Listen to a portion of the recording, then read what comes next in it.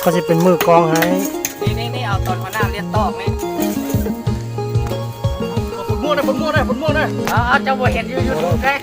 เอาลงยูทูบจะไปอยากลงมั้งเทเนี่ยเด้อ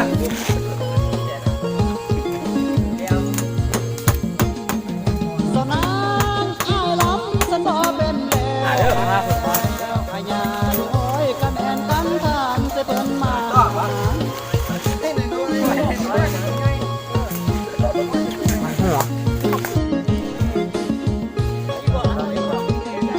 สนานการนัญญาเสเปิ้นมาหอดเดล้ำให้กันสู่เปิ้นฟัง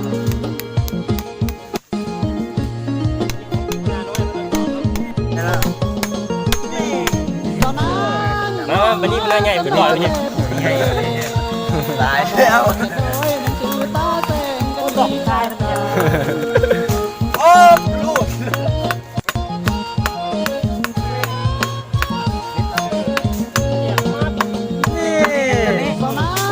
นี่ตัวนี้น้อยมั้ยตัว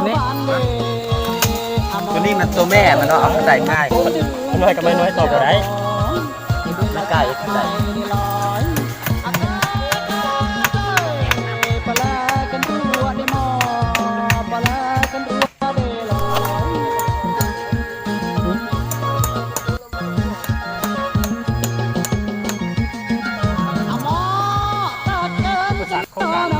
เอาอมอไม่โดยกันแอนปรกันจะไม่ดูหลาย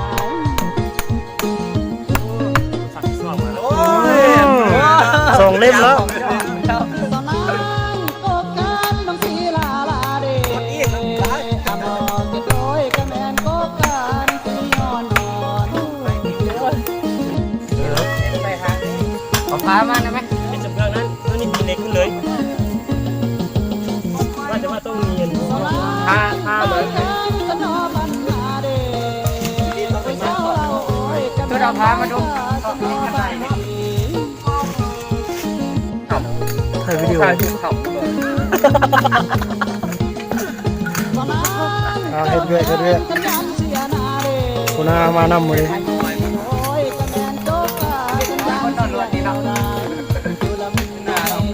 บิดก็ยังบุกไปแล้วมาเสร็จด้วยอยู่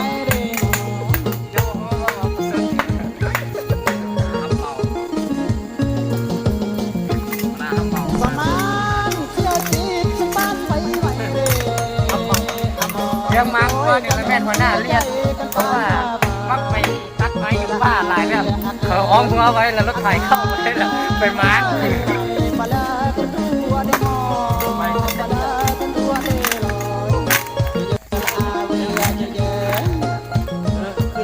จับดิกันก่อนดิดิกันก่อนแล้ว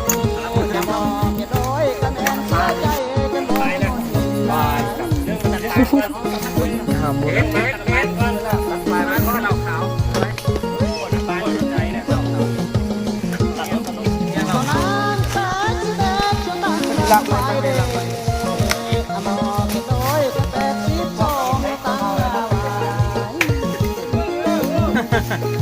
มาให้ครับแล้ววิ่งนำเลย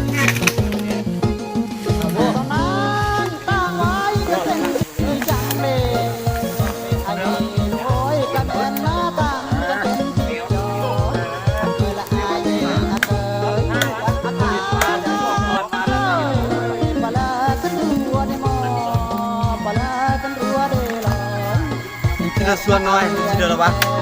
เดือดแล้วน้อยเอาต้อมอีกแล้วเอาตัดน้อยอันเลยอีกเปลี่ยนความก็เย็นหน้าเปลี่ยน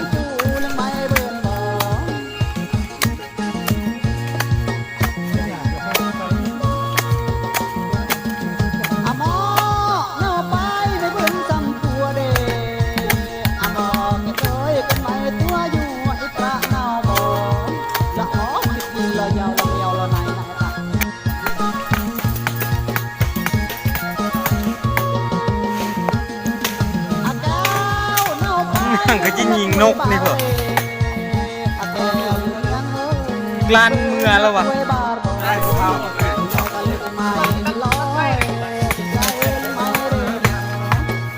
เจ้ามาเห็นว่าเขาตัดตัดไปมาตั้งยังมาก็จะมือลอยแล้วคุณเนอร์ล้อม ไก่ เอ มี ง ไก่ครับเนี่ย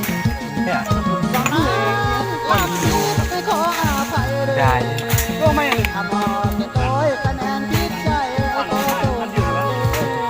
ฟันมันกระโดดได้อันเดียวกันนะได้นะข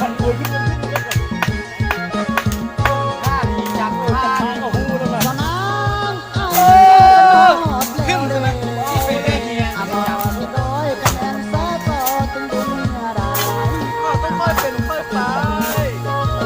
เออดักกิน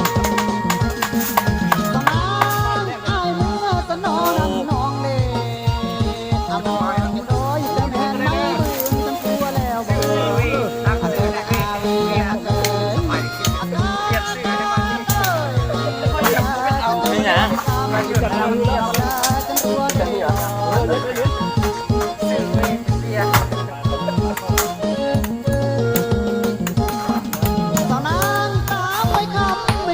ขี่รถดูเดี๋ยวลอง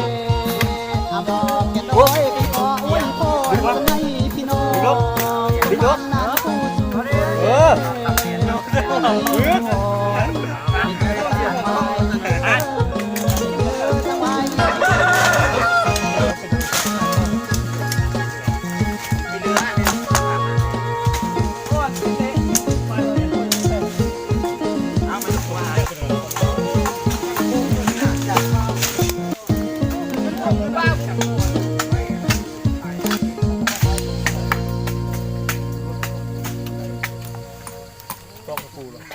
ตัดเฮ็ดขึ้นในใกล้ขึ้นข้าง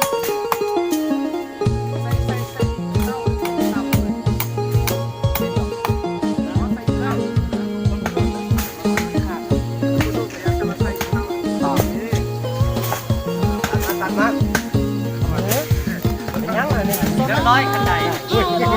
โอ้เจ้าดูได้แล้วยึดจากกองไปแล้ว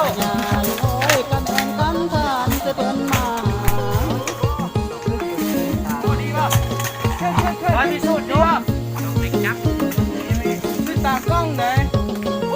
ข้อตัวนี้สมัยมวยอยู่นี่ขลางว่ะขลางตัวนี้